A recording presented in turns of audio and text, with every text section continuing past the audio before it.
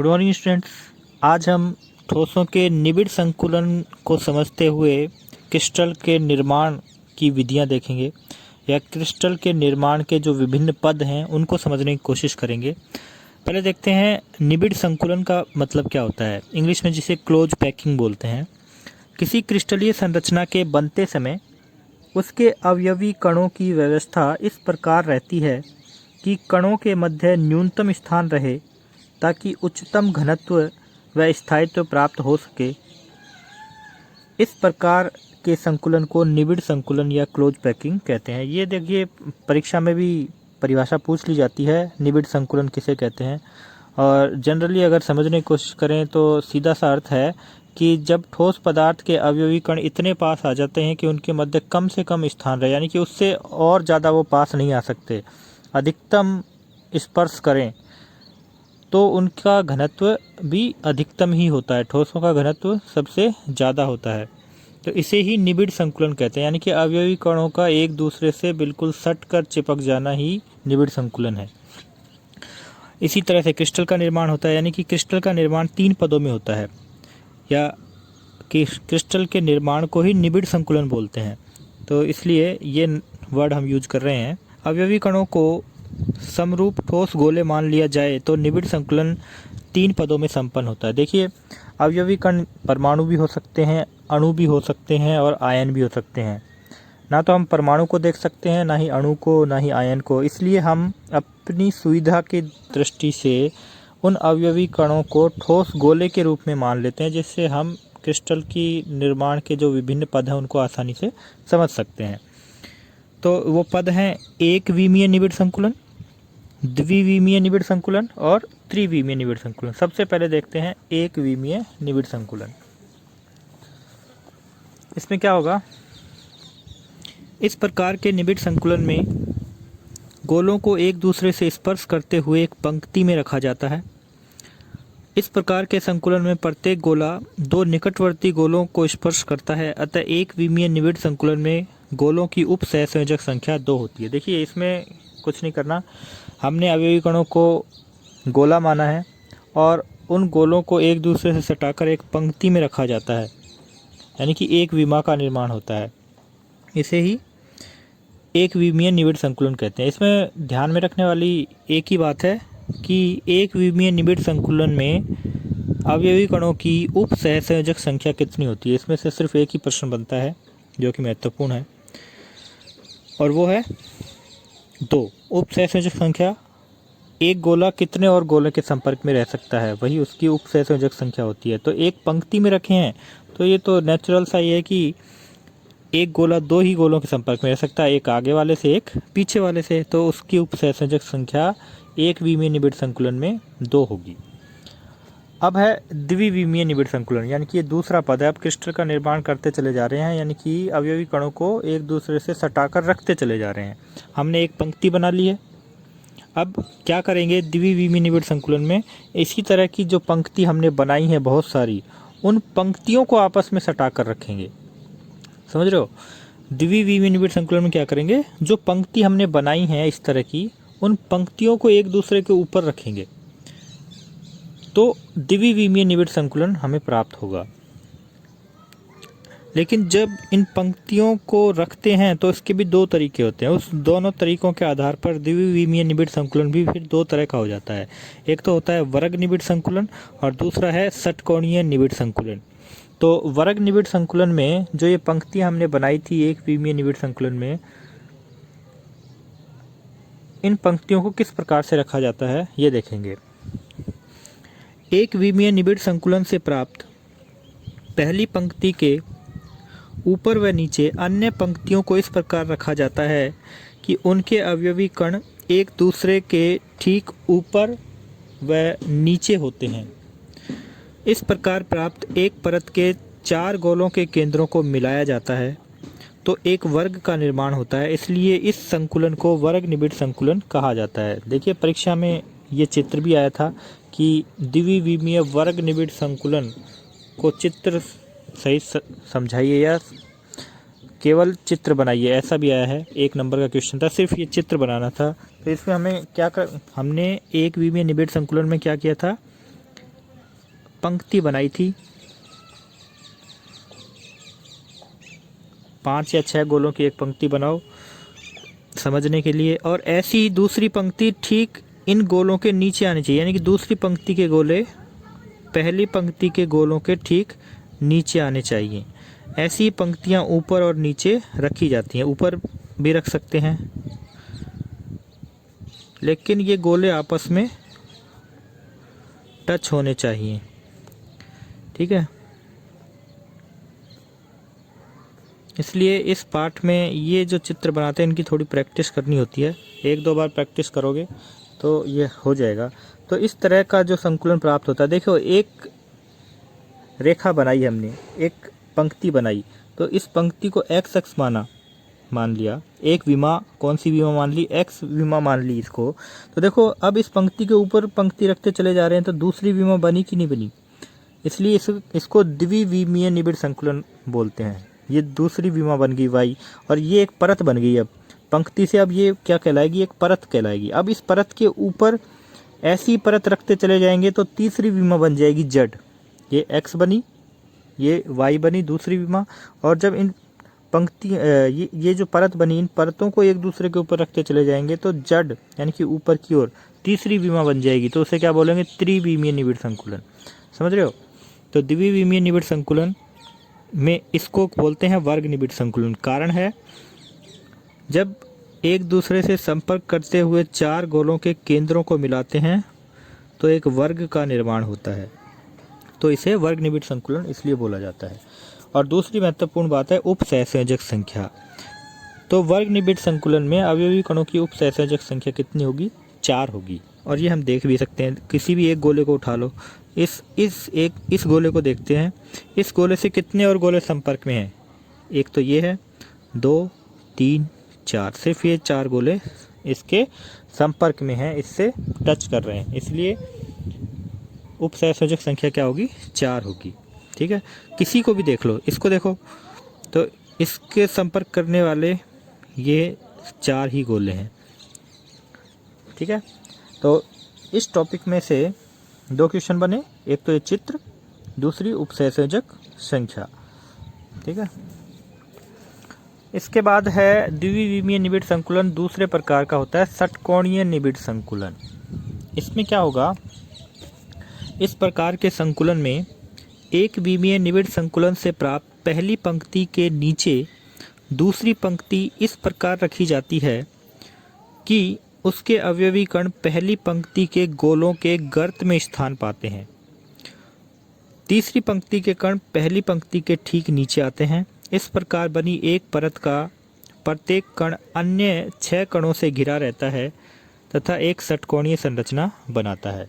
तो द्विविमीय निबिड़ संकुलन का जो दूसरा रूप है, इसमें भी 2 क्वेश्चन बनते हैं। पहला तो यही, इसका ये चित्र, और दूसरी उपसहसंयोजक संख्या। दोनों को समझते हैं। देखिए हमने क्या कहा, एक विमीय निबिड़ संकुलन से जो हमने पंक्ति बनाई थी, कई पंक्तियां बनाई थी, उन पंक्तियों को अब दूसरे तरीके से रख रहे हैं। पहली पंक्ति ये बनाई और दूसरी जो पंक्ति बनाई, उस दूसरी पंक्ति को इस पहली पंक्ति के नीचे इस प्रकार रखेंगे कि ये जो खांचे हैं पहली पंक्ति में या गर्त हैं जो बन रहे हैं इन गोलों के टच होने पर, इन गर्तों में दूसरी पंक्ति के कण रखेंगे। या फिर देखो मैं दूसरी पंक्ति इधर बनाता हूँ, समझना मेरी बात को, क्या कहने की कोशिश है।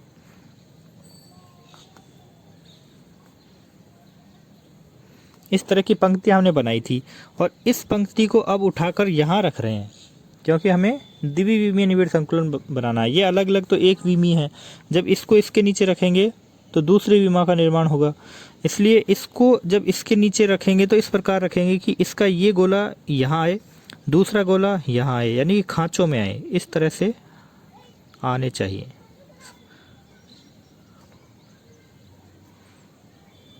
ठीक है, और आगे निकाल सकते हैं इसको भी, और इधर निकाल सकते हैं, कोई दिक्कत नहीं है। और अब कोई तीसरी पंक्ति है तो इसको अब इस दूसरी पंक्ति के खांचों में रखेंगे, इधर आने चाहिए। या फिर ये कह सकते हैं कि तीसरी पंक्ति को पहली पंक्ति के कणों के ठीक नीचे रखा जाएगा। तो दोनों ही बातें सही हैं। कौन सी? मैं कह रहा हूँ कि तीसरी पंक्ति के कण दूसरी पंक्ति के खांचों में आने चाहिए। दूसरी पंक्ति का खांचा ये है, गर्त ये है, तो जब तीसरी पंक्ति के कण यहाँ से शुरू होंगे तो इसका मतलब है पहली पंक्ति के ठीक नीचे ही होंगे ये कण, ठीक है।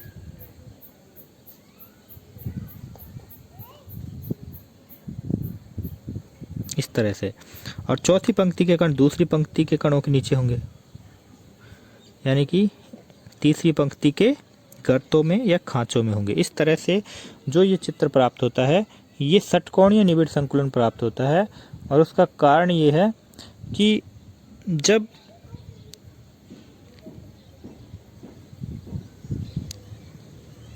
किसी अवयवी कण से संपर्क करने वाले गोलों के केंद्रों को आपस में मिलाया जाता है तो एक षटकोण का निर्माण होता है। मैं क्या बोल रहा हूँ, किसी अवयवी कण को स्पर्श करने वाले जो गोले हैं, देखिए इस अवयवी कण से 1 2 3 4 5 6 गोले स्पर्श कर रहे हैं और इनके केंद्रों को मिलाते हैं तो एक षटकोण का निर्माण होता है। इसलिए इस द्विविमीय निबिड़ संकुलन को षटकोणीय निबिड़ संकुलन कहा जाता है। और उपसहसंयोजक संख्या क्या होगी, 6 होगी, क्योंकि किसी भी एक गोले से 6 अन्य गोले संपर्क में होते हैं या स्पर्श करते हैं।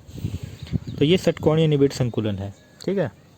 अब परत बना दिए हैं, वर्ग निबिड़ संकुलन से एक परत बन गई है एक तरह की, षटकोणीय निबिड़ संकुलन से भी परत बन गई है। और अब इन परतों को एक दूसरे के ऊपर रखना है और उस रखने के तरीके भी अलग अलग होते हैं, इसलिए क्रिस्टल भी अलग अलग प्रकार के बनते हैं। या फिर ये कह सकता हूँ कि वास्तव में क्रिस्टल का निर्माण अब होगा कौन से पद में, त्रिविमीय निबिड़ संकुलन में।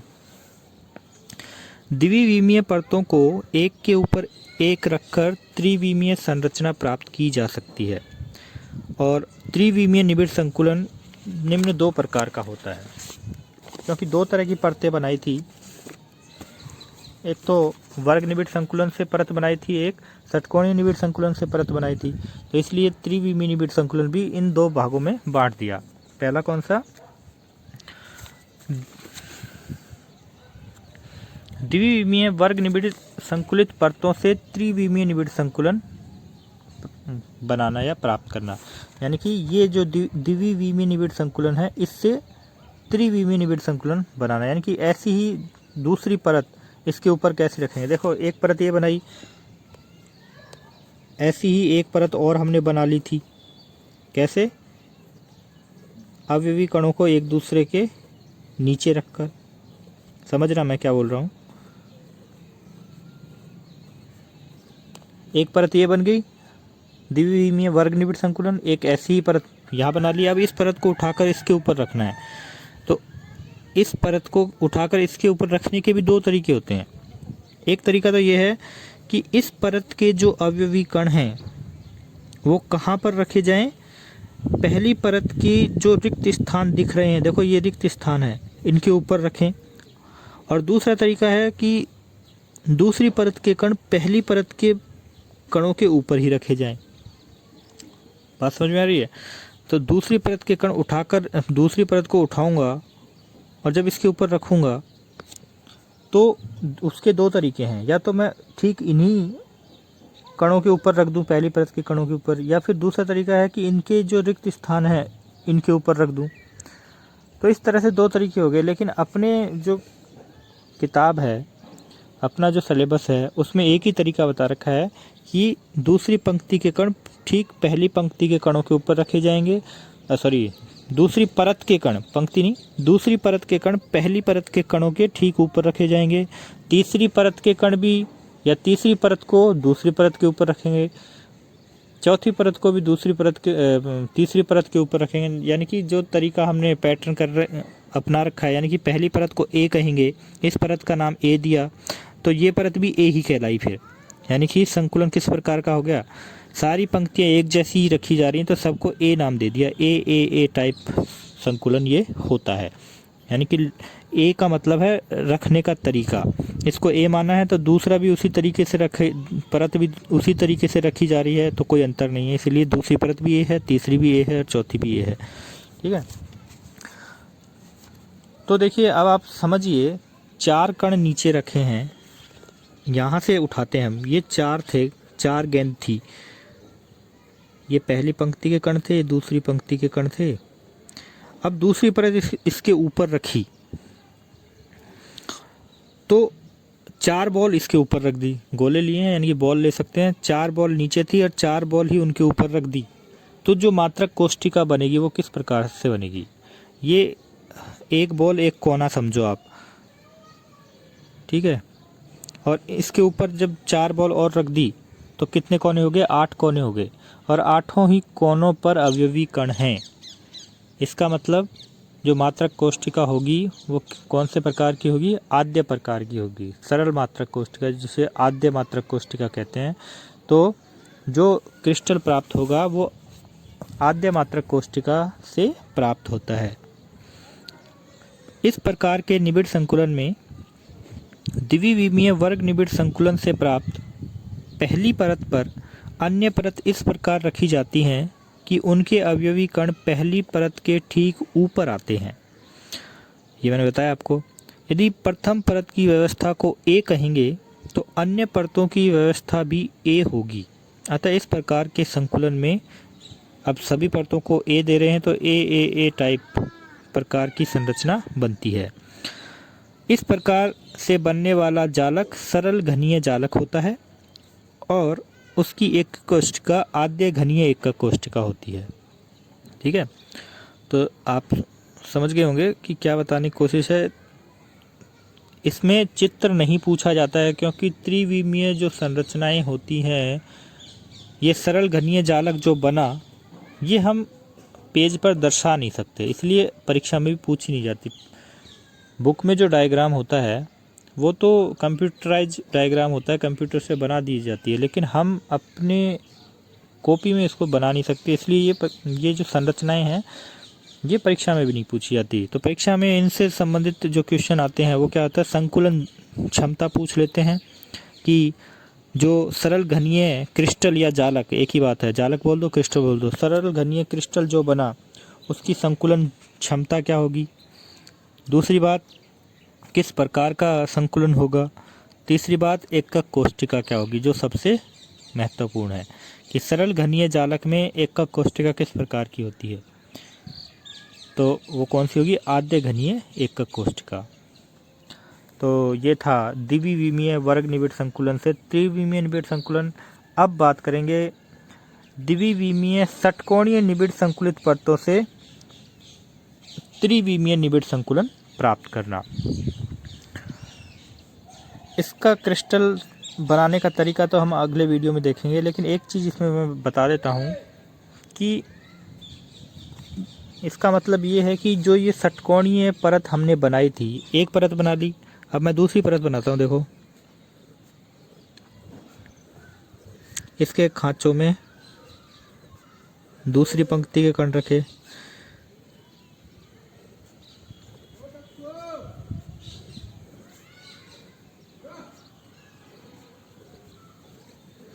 इस परत को इस परत के ऊपर रखना है, यानी कि ये भी षटकोणीय निबिड़ संकुलन से प्राप्त परत है और ये भी, तो इस परत को इसके ऊपर रखना है। तो इसके रखने के भी 2 तरीके हैं और उन तरीकों के आधार पर ही अलग अलग क्रिस्टल बनाए जाते हैं। तो इसमें हमारे सिलेबस में दोनों ही तरीके हैं। देखिए, तो वो जब रखते हैं परतों को एक दूसरे के ऊपर रखते चले जाते हैं, तो उन तरीकों के आधार पर अलग अलग क्रिस्टल बनते चले जाते हैं। तो इसलिए हमारे जो सिलेबस में है वो दोनों ही प्रकार के तरीके हैं और वो हम अगले वीडियो में देखेंगे। धन्यवाद।